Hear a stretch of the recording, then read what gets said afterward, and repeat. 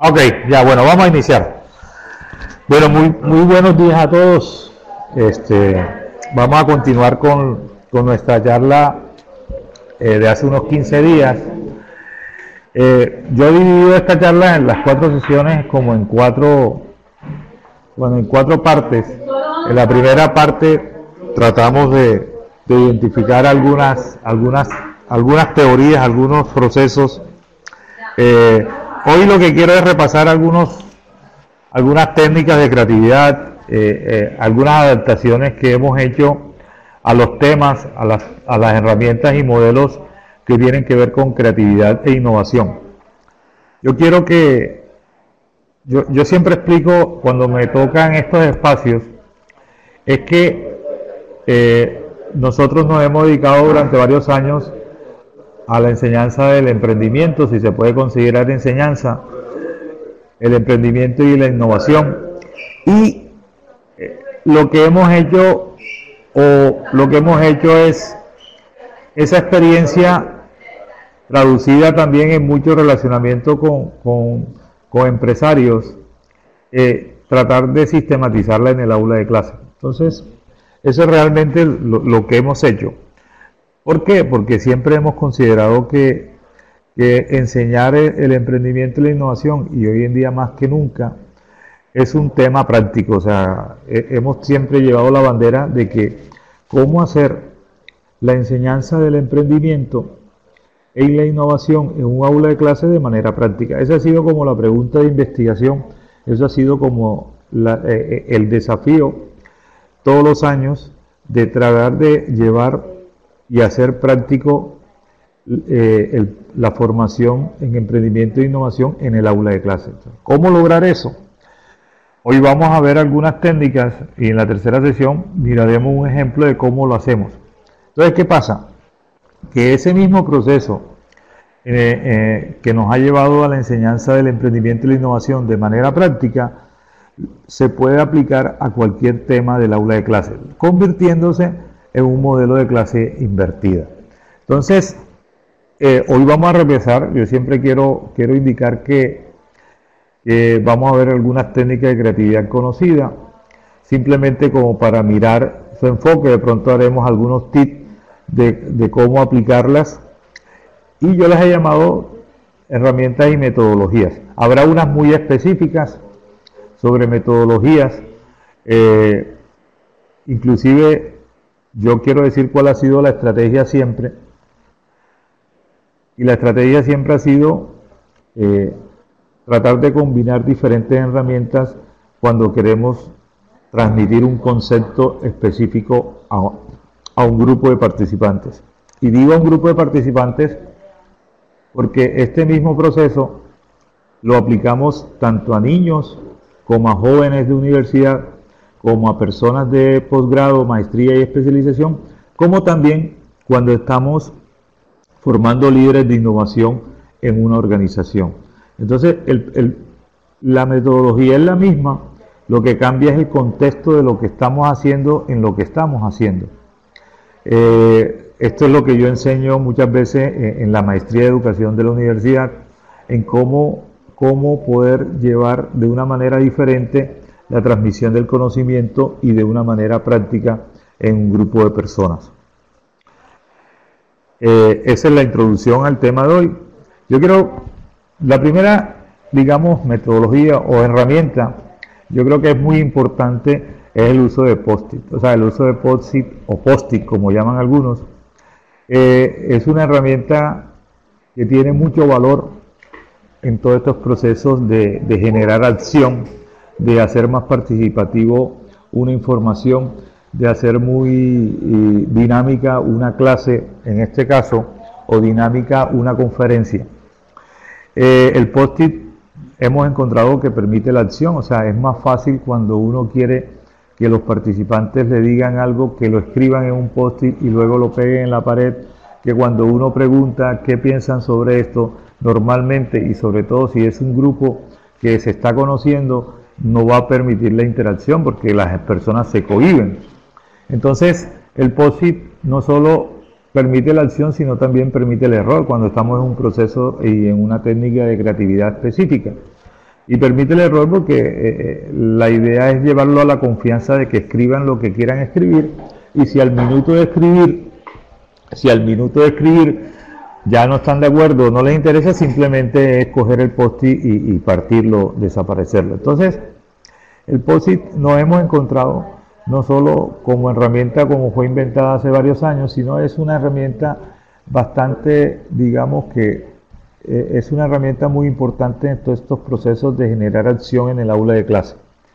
Y hoy en día existen diferentes modalidades. Hay unos post-its que llaman grandes, que permiten, son recursivos a la hora de cuando uno les toca hacer formatos, cuando le toca a uno hacer procesos de ideación y en un momento dado se le olvida un formato que no lo diseñó previamente. El post-it grande, los post-it grandes permiten suplir esa necesidad. Bueno, le había dicho que el post-it se usa en diferentes herramientas. O sea, realmente es una herramienta bastante importante. Lo usamos cuando aplicamos diferentes técnicas, como lo vamos a ver. Y adicionalmente eso, en un proceso de generación de ideas, por ejemplo, en una lluvia de ideas, en un brainstorming, permite combinar y recombinar el desarrollo de ideas. Entonces, es la primera herramienta con la cual les hablo hoy y que es muy importante. En retroalimentaciones aplicándola, algunos profesores se han dado cuenta que no solo permite la acción porque a veces el grupo o la persona se cohíbe al hablar en grupo, y cuando le toca escribir, le facilita más y se atreve más a expresar sus ideas, sino también que hemos encontrado que es un proceso mucho más rápido de generar ideas, ya que al mismo tiempo las personas escriben. Al mismo tiempo las personas escriben. Como caso curioso, el mes pasado, yo siempre inicio, o normalmente inicio, con una actividad usando post-its, en donde los estudiantes tienen que decir qué conocen del tema o qué esperan del curso. Y luego, primero los estudiantes escriben qué entienden sobre el tema que se va a dar en el curso o cómo se sienten hoy, y luego escriben en otro post-it qué esperarían y qué les gustaría aprender con el curso. Como caso curioso, tuve un grupo en donde ambos escribieron su estado actual, que es qué entendían del tema del curso, y luego escribieron su estado futuro en otro post-it donde explicaban qué les gustaría aprender. El caso curioso es el siguiente, porque ellos después que escriben eso, lo deben pegar en un formato en la pared y explicarlo. Cuando llegamos al tema de explicarlo o compartir, ninguno de los estudiantes se atrevía a hablar. Era la primera clase. Luego habló uno, a los 5 minutos habló otro, pasaban 10 minutos y nadie quería compartir. Simplemente le dije, bueno, el problema soy yo, no quieren hablar delante de mí, entonces me salgo del espacio. Entonces me salí, pero como en laboratorio tenemos un laboratorio donde yo observo qué pasa, inmediatamente me salí, las personas empezaron a compartir cómo era su estado actual y su estado futuro. Lo que ellos no sabían es que la actividad ya la habían hecho. La actividad ya la habían hecho porque ya me habían escrito en un post-it qué entendían sobre el tema o sobre el curso que íbamos a desarrollar y qué esperaban del curso. Entonces vean cómo esa herramienta facilita y hace dinámica y le da a uno conocer y le da de entrada una idea de qué están esperando los participantes del curso, y eso ayuda a direccionar, eso ayuda a planear, eso ayuda a cambiar el plan, o eso ayuda a facilitar de una mejor forma el proceso de la clase. Miremos otra herramienta. Bueno, esta herramienta también se usa en diferentes procesos de clase, de ideación, de innovación, y es simplemente, nada más la voy a mencionar, storytelling. Storytelling, siempre recuerdo un ejercicio que una vez encontré en mis búsquedas, y el storytelling es una forma, es un método narrativo para comunicar un problema y una solución. Doy un ejemplo de cómo aplicar storytelling, que inclusive es un ejercicio de storytelling. Normalmente uno llega al salón y es posible que uno haya dado una lectura de un artículo previo o simplemente lo lleva al salón ese día.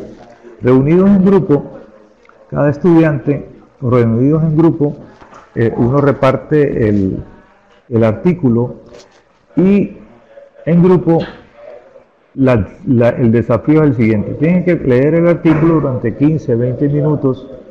Luego de leído, los grupos, cada grupo hace un resumen. Inicialmente puede ser de 500 palabras. Terminadas las 500 palabras, cada uno comparte su concepto. Luego pasa a un resumen de 100 palabras y así sucesivamente van compartiendo el concepto. Luego pasan a un resumen de 50 palabras y cada uno comparte su concepto. Luego lo bajan de 50 palabras a 150 caracteres. Ese ejercicio de storytelling lo que hace en últimas es llevar de un concepto macro a un concepto micro desde diferentes perspectivas. Es un ejercicio de 1 hora, hora y media, en donde uno logra que ellos mismos den su punto de vista sobre el artículo y den su aporte sobre el artículo y por último lo resuman en unas palabras claves que da 140 caracteres. ¿Qué es 140 caracteres? Básicamente lo que es 140 caracteres es un tweet. Entonces, en últimas, termina uno convidando la tecnología en el aula de clase y practicando storytelling, compartiendo, ellos mismos compartiendo lo que conocen, lo que saben. Y es un ejercicio muy interesante. Al final, normalmente, siempre algún grupo se da cuenta que es un Twitter y enseguida empiezan a compartir y a enviarse las 140 caracteres. Una de las cosas más poderosas que hemos encontrado y se aplica en cualquier proceso es el pensamiento visual. Realmente hay que rescatar el pensamiento visual. El pensamiento visual pienso que se convierte en una herramienta muy importante en el proceso. Sobre todo que nosotros siempre hemos pensado visualmente. Lo que pasa es que con el tiempo pasa como las habilidades de innovación las vamos perdiendo. El colegio, la universidad hacen que se esconda un poco esas habilidades. Y el pensamiento visual, como dice allí, se inicia con nuestra capacidad natural para dibujar, una capacidad que siempre está ligada al cuerpo. Y he encontrado que es una herramienta poderosa, muy poderosa en estos procesos de hacer diferente una clase, de hacer diferente una conferencia. Muy pocas personas, no han dicho que ninguna, ustedes pueden encontrar que usan el pensamiento visual. Entonces, cuando tú llegas a una clase con pensamiento visual o a una conferencia con pensamiento visual, cuando es una herramienta que muy poca gente utiliza, y en mi caso, que yo explico innovación, de entrada, la presentación marca la innovación. ¿Por qué marca la innovación? Porque empieza a hacerse una cosa diferente. Entonces, el público enseguida le causa asombro la forma en que salen los garabatos. Adicionalmente, porque les causa risa. Y si les causa risa, es un sinónimo de que, como lo vamos a ver más tarde en temas de brainstorming, es un sinónimo que están aprendiendo. Entonces, yo a veces digo que el pensamiento visual me salvó la vida. ¿Qué pasa? ¿Por qué el pensamiento visual me salvó la vida? Hombre, porque el pensamiento visual se acabó el problema que tenía si las letras en la presentación en PowerPoint estaban mal, si me combinaba diferentes letras, si el espacio, si el título, si los colores iban bien. Entonces, el pensamiento visual me ahorró todos esos problemas, porque el pensamiento visual, ahí cuando yo hago visualmente, expreso lo que yo quiero mostrar, expreso lo que yo quiero decir, y como es lo que yo quiero mostrar y es lo que yo quiero decir, eso es mío. Yo no tengo que ponerle fuente, no tengo que ponerle pagar por esa propiedad intelectual, eso es mío. Entonces, me salvó la vida en ese sentido. Y por último, también me salva la vida y con el problema de que si la gente no viene, la gente sabe que tiene que venir temprano o que empieza a tal hora y le puede enviar la diapositiva que no va a entender si no estuvo participando de la actividad, porque lo que va a haber en su mayoría es mucho pensamiento visual. Este curso no lo hago tan pensamiento visual porque es un curso virtual y en la virtualidad sí implica un poco más de información. Entonces, el pensamiento visual no solo me ayuda a hacer cosas diferentes, sino a demostrar que hacemos cosas diferentes y causa siempre asombro en las personas, además de que cada garabato o cada pensamiento visual que se hace es propio y se interpreta de acuerdo a lo que uno quiere interpretar. El pensamiento visual, veamos algunas ventajas. La participación permite una mejor integración del grupo. La verdad que hay un pensamiento visual que me gusta mucho, que se llama el desafío de la tostada. El desafío de la tostada fue o es un brainstorming de un profesor que ahora no recuerdo, que te permite lograr y despertar esa imaginación cuando tú vas a iniciar un proceso o una clase o una conferencia. Este pensamiento visual lo traigo como ejemplo, porque también uno, a partir de un proceso que va conociendo cómo se hace el desafío de la tostada, uno lo va cambiando y lo puede ir mejorando de acuerdo al contexto en que se mueve. Por ejemplo, una vez estando en México, lo usé y no hice el desafío de la tostada, sino el desafío del taco mexicano. Eso causó inmediatamente una mejor participación, una mejor integración del grupo de profesores que estaban participando, sobre todo que genera identidad, y es algo conocido que ayuda a generar acción. El pensamiento visual permite pensar con ideas generales. Como dice ahí, cuando los grupos piensan en forma general, permite comparar y encontrar pautas y hacer mapas de ideas. Por ejemplo, uno cuando hace el desafío de la tostada como pensamiento visual, de entrada, si estoy enseñando innovación, enseguida ellos se dan cuenta que cada uno va a tener un concepto diferente durante el desarrollo de la sesión y que cada uno debe valorar y tendrá un pensamiento diferente, y eso ayuda a la innovación. Cuando cada uno hace el proceso de la tostada diferente, eso ellos mismos lo van descubriendo ellos mismos. El pensamiento visual permite recordar ser niño. Y me ubico en el tema de innovación, que es el que me dedico yo. Y una cosa importante es que cuando nosotros somos niños, cuando tenemos las mayores habilidades de innovación.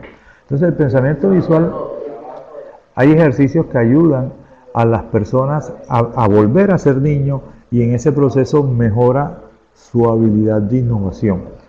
Ellos mismos lo dicen, la experiencia ha sido que cuando estamos haciendo el pensamiento visual, ellos mismos, cuando uno está ya en un proceso de retroalimentación y pregunta cómo se han sentido, inmediatamente muchas personas dicen, ay, me hizo recordar cuando era niño. Si la persona te dice eso, es porque estamos logrando que esa persona llegue a un estado tal que genera acción, porque cuando tú eres niño, tú estás en promedio de 8 años, es cuando más preguntas, es cuando más generas acción, es cuando menos te cohibes menos de las cosas, y uno en el aula de clase lo que necesita es que el estudiante cambie ese concepto de que el profesor vino a decirle cómo hacer las cosas, y que ellos también tienen la oportunidad de actuar, y entre más actúen es mejor, porque entre más me diga el estudiante, yo voy a saber qué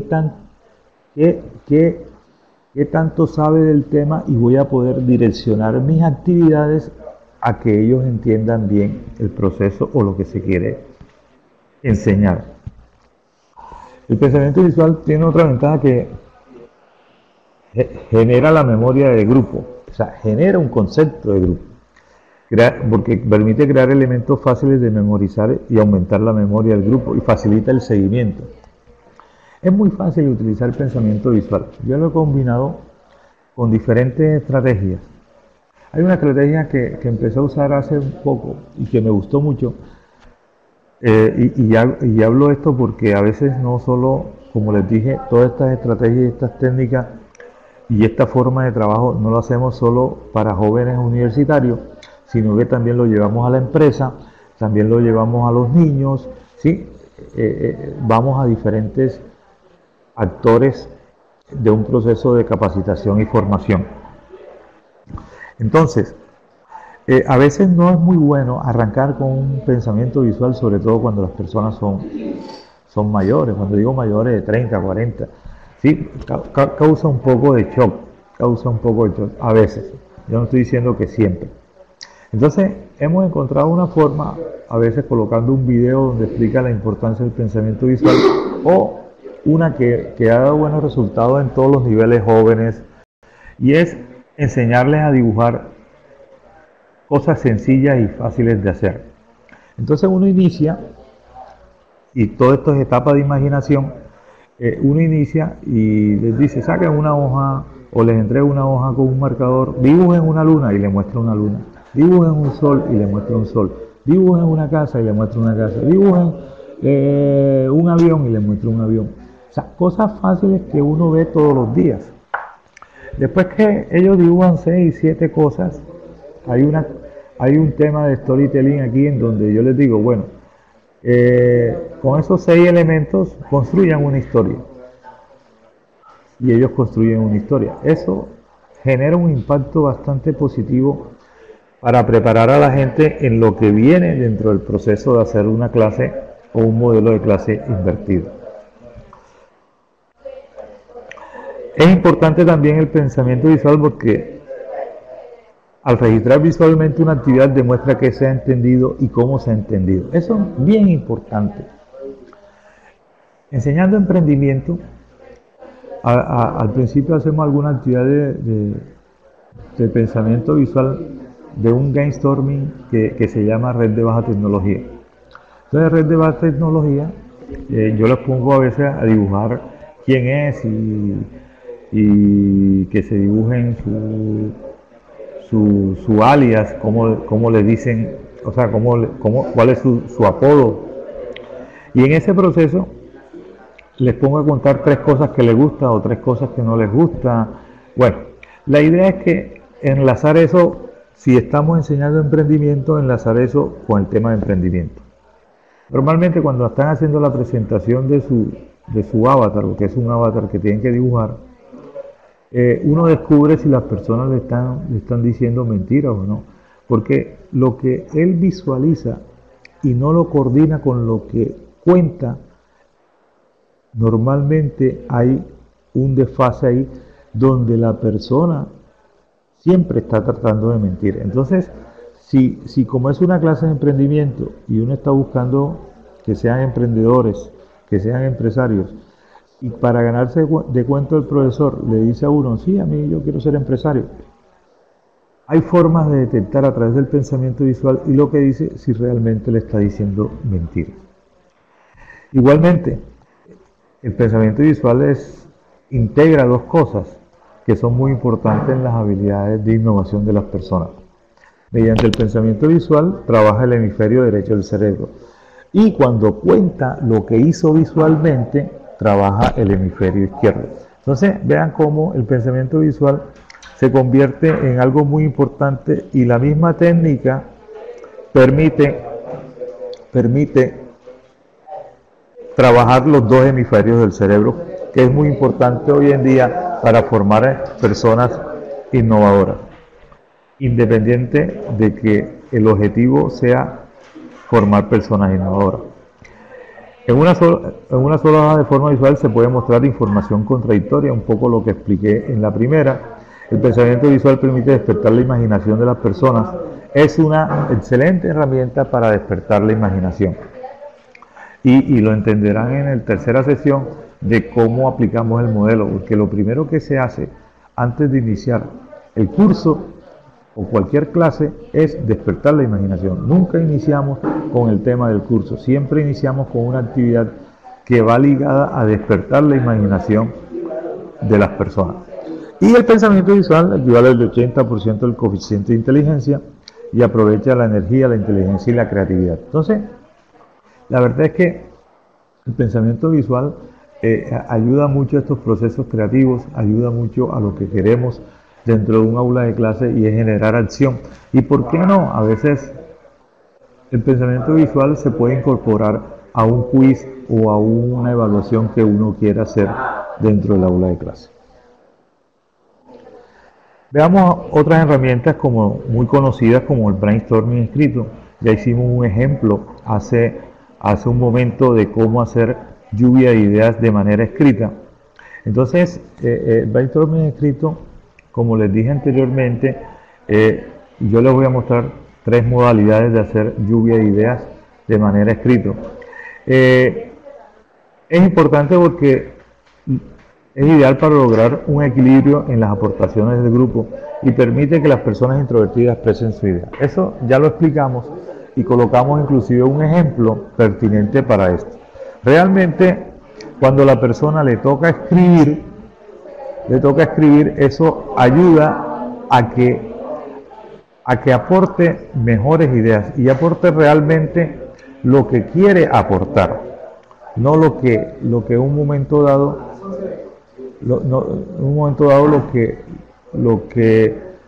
lo que no le gustaría. Permite reflexionar e incubar ideas sin que el ritmo de la sesión se sienta lento. Ahí vamos lo que también explicaba anteriormente de cómo el pensamiento, cómo el brainstorming permite agilizar la participación de los estudiantes en la clase, da la oportunidad de combinar ideas y de crear ideas de los demás. Bueno, es un proceso de lluvia de ideas.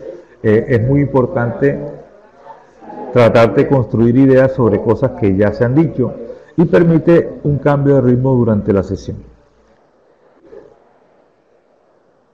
Algunas consideraciones, bueno, es siempre entregar una hoja a cada participante, colocar el desafío en la parte superior de la hoja. Siempre antes de iniciar un proceso de brainstorming se debe recordar el pensamiento divergente. Eso es muy importante. La lluvia de ideas está dentro de la etapa de imaginación de un proceso de clase. Dentro de la etapa de imaginación de un proceso de clase. Por lo tanto, siempre va a ser divergencia. O sea, siempre se va a usar para un proceso divergente. Entonces hay que recordar siempre que estamos en un proceso de divergencia, que lo que vale son el mayor número de ideas, que se pueden combinar ideas y que puede haber ideas alocadas, no locas. Entonces es muy importante recordar el pensamiento divergente. También es importante que los participantes compartan su hoja entre sí en el proceso, porque eso permite a partir de las ideas de otro aportar nuevas ideas. Miremos otra herramienta muy importante, que es el brainstorming, que tiene que ver con generar juegos dentro del aula de clase. Yo quiero explicar una cosa muy importante. Hay un libro que se llama Brainstorming, que cuando lo encontré hace unos años, fue una de las cosas que me sirvieron mucho para empezar a cambiar la metodología y la forma de dar la clase, buscando un modelo, sin quererlo muchas veces, hoy en día, de clase invertida. Entonces, el brainstorming es un libro que tiene 83 juegos empresariales, pero que cualquier juego de esos, o muchos de esos juegos, se pueden adaptar a cualquier concepto que uno quiera que los estudiantes desarrollen sobre un tema de cualquier materia. El tema está en cómo yo adapto uno de los juegos a ese proceso. Y por ahí fue que arrancamos, por ahí fue que iniciamos, tratando de adaptar juegos. Aunque es más fácil, pienso yo, o más fácil no, de pronto se me facilitó mucho porque el tema era emprendimiento e innovación. Y hemos logrado a través de ese brainstorming de aplicar diferentes juegos y adaptar juegos y construir los propios juegos, lograr socializar cualquier concepto que uno quiera llevar a clase. Entonces, Yo recomiendo mucho porque por ahí inicié, de pronto mi experiencia no, de pronto no es igual a la de todos, pero fue por donde inicié. Son 83 juegos, nunca he usado los 83. Yo creo que escasamente he usado 10. Con esos 10 logré desarrollar otras cosas, logré desarrollar algunas estrategias. Hoy en día sí lo usamos. Hay unos que tomo básicos de ejemplo siempre cuando quiero, y lo vamos a ver aquí en este curso, pero realmente también hemos logrado inventarnos nuestras propias cosas, hemos logrado adaptar cosas que a partir del Gamestorming nos han servido mucho y nos sirvieron de base para hacer cosas, porque a veces uno tiene que, en este proceso se vuelve un agente constante de cambio. Este proceso lo que hace es que uno no vuelva a ser tan repetitivo. Esta forma de trabajo permite que uno siempre lleve novedades al aula de clase. Siempre lleve novedades al aula de clase. Y a veces le digo a mis estudiantes, sobre todo en maestría de innovación, siempre me dicen, pero usted no lo... Siempre ven, o sea, siempre que pasa un grupo ven cosas nuevas que el anterior dice, oye, ¿esto por qué no nos enseñaron así? Entonces, esa es la idea, que el estudiante siempre vea cosas nuevas, que el estudiante siempre vea cosas nuevas para mantener no solo el wow, sino la expectativa, sino también para demostrar el proceso de innovación en el aula de clase. Y el Gamestorming ayuda mucho en ese proceso. El Gamestorming tiene unos elementos claves para construir un juego. Siempre tiene que haber una apertura y siempre tiene que haber un cierre. Normalmente la apertura es la etapa de imaginación. Se diseña un juego que sirva para despertar la imaginación, para que los participantes se salgan del esquema, no piensen que están en un salón de clase o no piensen que están allí porque vinieron a aprender algo, quitarle esos límites en la cabeza. Y tiene que haber un cierre porque tiene que haber una conclusión. Y ahí es donde se diferencia hacer estas actividades de la lúdica. Una cosa es la lúdica, que despierta la imaginación y la gente se pone feliz y canta y ríe. Y otra cosa es cerrar, donde el mismo estudiante saca una conclusión y dice qué aprendió y cómo lo aprendió y por qué lo aprendió y qué va a hacer en la próxima clase. Entonces, la apertura y cierre es importante. Segundo, los encendedores. Encendedores se llama, en Gamestorming yo los llamo desafíos. Bueno, como siempre les digo, mi clase es de emprendimiento e innovación. La innovación tiene que ver con desafíos. Es la palabra clave de la innovación. Entonces, yo lo que he hecho es que mis clases, dependiendo de cualquier tema que vaya a desarrollar, lo divido en por lo menos 3 o 4 desafíos. 3 o 4 desafíos. Muchas veces es más, pero siempre son mínimo 3 o 4 desafíos. Hay que jugar ahí con el tiempo. Lo que llaman encendedores es la pregunta que genera acción en los participantes, en este caso los estudiantes. Yo no lo llamo encendedores, yo lo llamo desafío. Yo le pongo un nombre a la actividad y lo llamo desafío. Hay otro aspecto, tercer aspecto, que son los componentes. Los componentes, el post-it es un componente, las hojas es un componente, los lapiceros, algún juego especial que uno vaya a involucrar en el proceso es un desafío. Una metodología que va a mezclar, las metodologías que va a mezclar con el pensamiento visual, con la lluvia de ideas, en el Gamestorming es otro componente.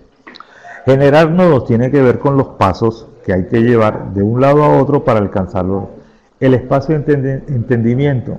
El espacio de entendimiento es el lugar de trabajo. Y también tiene que ver con los límites que uno le pone para que ello genere la acción. Entonces, el espacio de entendimiento, hay unas reglas de juego, eso hace parte del espacio de entendimiento. En la próxima sesión les explicaré cuáles son mis reglas de juego y cuál es mi modelo de intervención y de dónde ese modelo de intervención lo tomé y lo adapté. Hacer el Gamestorming usa mucho tema visual. Ya explicamos que era pensamiento visual.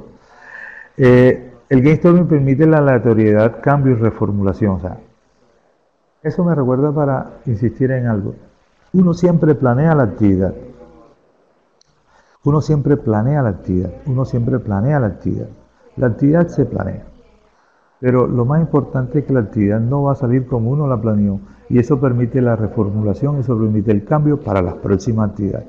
El mismo proceso ayuda a generar el cambio de la próxima actividad con otro grupo. O sea, cuando digo la próxima actividad es ese mismo concepto que uno quiere llevar y trabajarlo ahí. Selección, ¿sí? Permite uno seleccionar ideas, permite seleccionar, en este caso, conceptos, permite evaluar, o sea, uno puede evaluar con un diseño de un brainstorming, uno permite evaluar si el estudiante estudió, si el estudiante leyó, si el estudiante practicó. Y siempre permite probar algo nuevo, o sea, siempre permite, que era lo que expliqué en la aleatoriedad, el cambio y la reformulación. Hay unas metodologías colombianas, un amigo, yo siempre lo hizo, que es el Weicker. El Weicker es una herramienta muy poderosa, tiene todas las técnicas de creatividad en las tarjetas del Weicker, y lo uso mucho con otras metodologías, con otras técnicas. Yo lo que quiero decir es que no hay una metodología solamente única, o sea, no. Yo creo que la experiencia y la ventaja que hemos hecho es que combinamos diferentes metodologías. Yo he hecho curso de Weicker, yo he hecho curso de Lego Serious Play, yo he hecho curso de solución creativa de problemas, lo único que no he hecho es pensamiento visual.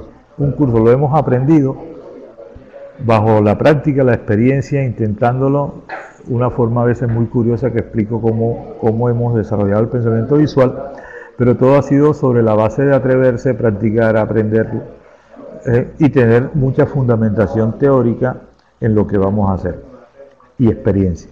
Entonces, el Weicker es un modelo de cómo funciona el pensamiento creativo.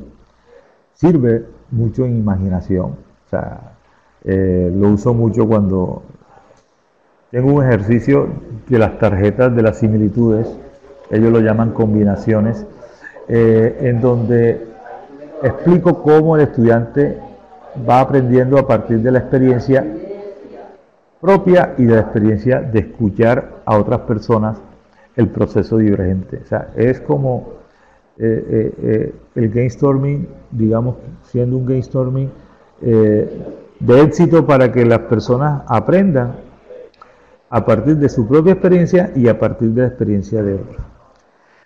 El Weicker es un conjunto de herramientas para acelerar la creatividad, acelera el proceso creativo. Hay una cosa que no hemos dicho, todas estas herramientas lo que hacen es acelerar el proceso de la clase, acelerar el proceso de clase, y permiten ese proceso salga de un modelo centrado en el profesor a un modelo centrado en personas, en los estudiantes. Es una metodología de innovación. Aquí lo que estamos haciendo es cómo aplicamos la innovación para una clase, cómo aplicamos las metodologías y herramientas de innovación para dar una clase diferente. Y es un juego, en última es otro brainstorming más, de alguna forma. El Weicker permite el modo colaborativo, empareja los egos, cuando ya logra conectar todos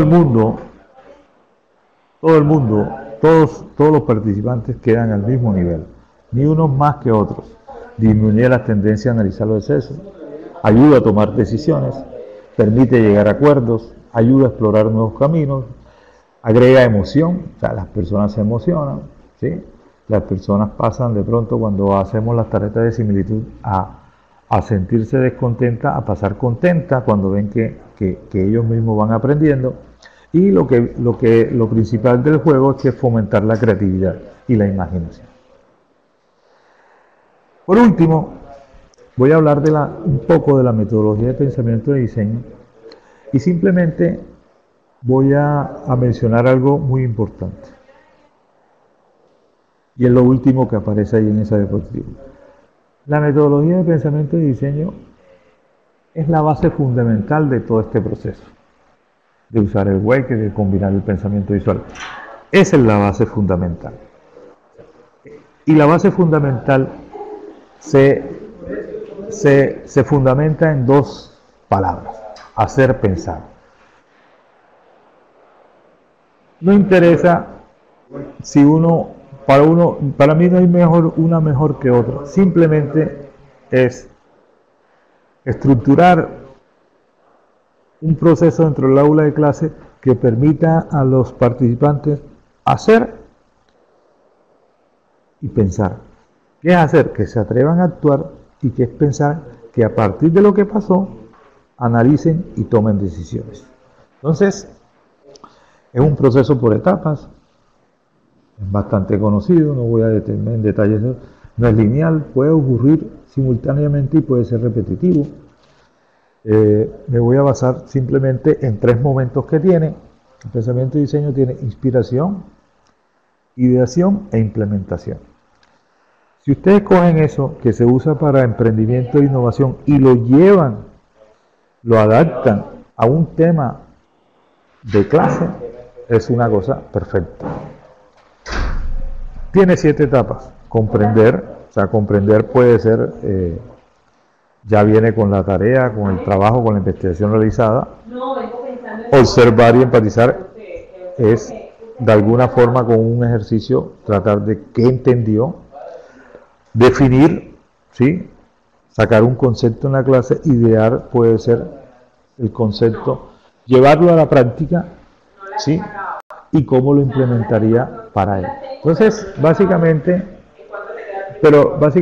es una forma, lo que me he encontrado es que todas estas herramientas, inclusive una que se me olvidó incluir, que es Lego Serious Play en sus dos técnicas, la primera y la segunda, uno puede desarrollar habilidades en un concepto específico que uno quiera que las personas entiendan o los participantes entiendan. Todas estas herramientas se fundamentan en hacer pensar. Si no logramos que el estudiante haga, no podemos saber qué conoce, no podemos saber si estudiaron. El problema es que siempre estamos pensando que el estudiante no sabe nada. Y hoy en día, en este mundo tan acelerado como va, las personas saben algo. Las personas llegan al salón de clase con un conocimiento. Y nosotros de entrada tenemos que saber cuál es ese conocimiento, cuál es ese nivel de conocimiento, para poder direccionar la información de una manera tal de que permita que ellos se apropien mejor de la información. Entonces, todas estas herramientas, los juegos, el brainstorming, todo eso, lo que permite es eso. Lo que pasa es que requiere mayor penetración con el estudiante, requiere a veces los cursos, la cantidad de personas no es apropiada. O sea, hay una serie de cosas que a veces sí limitan y crean un esfuerzo mayor que implica un mayor trabajo, pero también implica una mejor satisfacción de parte de los estudiantes, una mejor apropiación. Y hay dos momentos que son difíciles aquí: un momento de planeación y un momento de análisis. De los tres momentos, en un proceso general de esto, en un proceso de mi clase general, tiene tres momentos: planeación, la ejecución y el análisis. La planeación es importante, pero planee que siempre va a pasar algo diferente. Entonces, la planeación es importante, pero lo más importante es el análisis. El análisis es donde uno se da cuenta de todo. El análisis es donde le permite a uno mejorar el proceso. El análisis es donde uno entiende las cosas. El análisis es clave. El análisis es clave. La ejecución es importante, pero no es tan importante, porque ahí siempre van a pasar cosas. Y lo importante ahí es simplemente cuando ya uno tiene delimitado todo, tiene cómo va a funcionar la cosa, no importa. Eso va a funcionar bien o mal, pero va a funcionar. Lo importante es el tercer punto, que es el análisis que uno hace de lo que pasó. Eso es, de manera concisa, un poco resumida, recortando una serie de metodologías. En la tercera sesión trataré de hacer un ejemplo un poco virtual para que se entienda mejor, un ejemplo para que entiendan mejor cómo aplicar cualquiera de estas metodologías o la combinación, como seguramente será, de varias de estas metodologías. Entramos a una sesión de preguntas, si no me equivoco. ¿Aló? ¿Aló? Sí, pero... ¿Aló?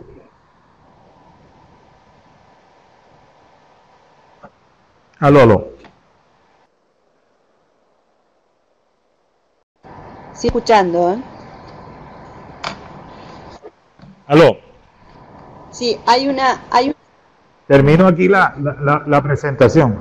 Entonces, para entrar a preguntas. Sí, perfecto. Hay una pregunta de Frederick Orellana que consulta, dice, ¿qué puede decir del método del escarabajo o de los 6 sombreros de pensar? No, te digo sinceramente, ¿cómo es que es? Frederick, no he usado nunca el método de los 6 sombreros. O sea, hay tantas cosas, o sea, hay muchas cosas. Yo lo que te digo es que la capacidad creativa de un profesor está en coger esa técnica y adaptarla a un concepto que yo quiera llevar en clase. Ese es simplemente. No es que no lo haya hecho, o sea, realmente nunca lo he aplicado. Hay tantas cosas que tenemos y que hemos hecho, pero esa específicamente no. Yo lo que también te digo es que la base fundamental para hacer un proceso diferente en la clase se fundamenta en las técnicas de creatividad e innovación. Entonces, hoy en día existen muchas metodologías, pero todas esas metodologías yo a veces pienso que todas son, con el respeto, la misma. Tienen una base fundamental y es hacer pensar. Tú tienes que llevar a hacer pensar, implique independientemente cuál se aplique, porque todas tienen la misma base de hace 50, 60 años, tienen la misma base. Y lo importante no es una o la otra, lo importante es una que a ti te guste y que la puedas aplicar o la sepas adaptar a lo que tú quieres alcanzar. ¿Sí? Yo realmente lo que digo es que lo que dije en mi conclusión de esta sesión, uno tiene que poner a las personas a hacer pensar. ¿Qué es brainstorming? En última, brainstorming es una combinación de diferentes técnicas de creatividad fundamentadas en un juego que tiene un objetivo y tiene una serie de pasos que te permiten alcanzar el objetivo de tu clase. De acuerdo, muchas gracias. Pues, no sé qué otra pregunta contesto. ¿Aló? Sí, aló. Había una consulta anterior de Sandra Betancourt que preguntaba cómo se realiza el brainstorming. El brainstorming, yo cogí el brainstorming, yo lo cogí y le hice una